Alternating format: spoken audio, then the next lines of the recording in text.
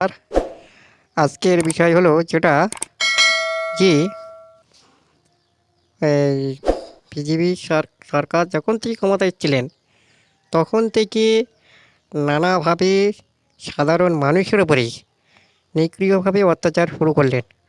প্রথমে কৃষি বিল আনলেন, এনে কৃষকদের উপরে অত্যাচার শুরু করলেন এবং এমনকি পাঞ্জাব হরিয়ানার কৃষকরা তারা আন্দোলন করতে করতে এমনকি তাদেরকে প্রায় 100-200 মতো কৃষক মারা গেলেন।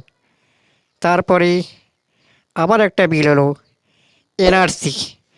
এনআরসির কারণে অনেক মানুষ ভয়ে আতঙ্কে তাদের জীবন চলে গেল, অনেক মানুষ মারা গেলেন। এমনকি আসামে ডিটেনশন ক্যাম্পে অনেক মানুষ আছে। তারপরে আবার একটা বিল এলো, সেটা হলো যে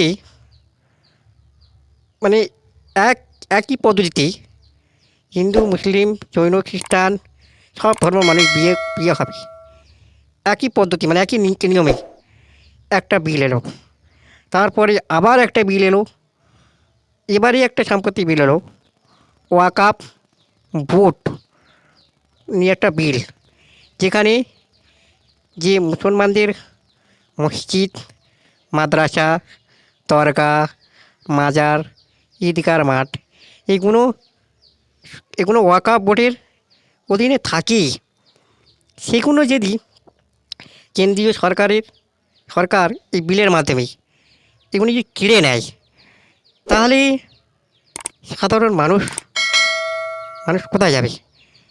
কিন্তু বিজেপি সরকার নানাভাবেই শুধু মুসলমানদের ওপর আক্রমণ করছে তা নয়, তার সাথে সাথে হিন্দু, দলিত, আদিবাসী সমস্ত, যেমন আমাদের ভারতবর্ষের যিনি রাষ্ট্রপতি দ্রৌপদী মুর্মু, তিনি একটা জনজাতির মানুষ, কিন্তু রাষ্ট্রপতি যে জনজাতির মানুষ, সেই জনজাতি মানুষের উপরে না বিজেপি সরকার নানাভাবে অত্যাচার করছেন।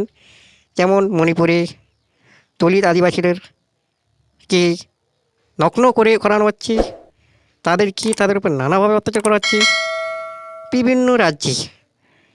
আচ্ছা, এটা কি বন্ধ করা যায় না? আমরা সাধারণ মানুষ আমরা যদি ভাবি যে আর আমরা এই বিজেপি সরকার চাই না, নতুন একটা সরকার আসুক, তিনি দেশের অর্থনীতি, বেকারত্ব এগুলোকে মুছে সাফ করতে পারবে। আমরা দুর্নীতিমুক্ত ভারত চাই। আমরা চাই ভারতবর্ষ যেন বেকারত্ব দূর হোক, ভারতবর্ষের মানুষ যেন নির্ভয়ে বাঁচতে পারে, সেটাই আমরা চাই। আমরা এই রকম সুন্দর পরিবেশ আমাদের দেশ তথা ভারতবর্ষে চাই, যে 2014 সালের আগে ভারতবর্ষের অর্থনীতি, ভারতবর্ষের জিডিপি যতটা কম ছিল, এখন ভারতবর্ষের অর্থনীতি জিডিপি প্রচুর হারে বেড়ে গেছে। এমনকি মুদ্রাস্ফীতি প্রচুর পরিমাণে বাড়ছে, বেকারত্ব সংখ্যা প্রচুর পরিমাণে বাড়ছে, রেলে দুর্ঘটনা, রেলযাত্রীর উপর নানাভাবে অত্যাচার, এর বিরুদ্ধে আমরা যদি সোচ্চার হই, তাহলে আমাদের ভারত তথা বিশ্বের দরবারে যাতে আমরা প্রতিষ্ঠিত হতে পারি। নমস্কার, সবাই আমার চ্যানেলটাকে সাবস্ক্রাইব করুন এরকম ভিডিও পাওয়ার জন্য। আমি একজন প্রতিবন্ধী, স্পষ্ট করে ভিডিওটা তৈরি করি। নমস্কার।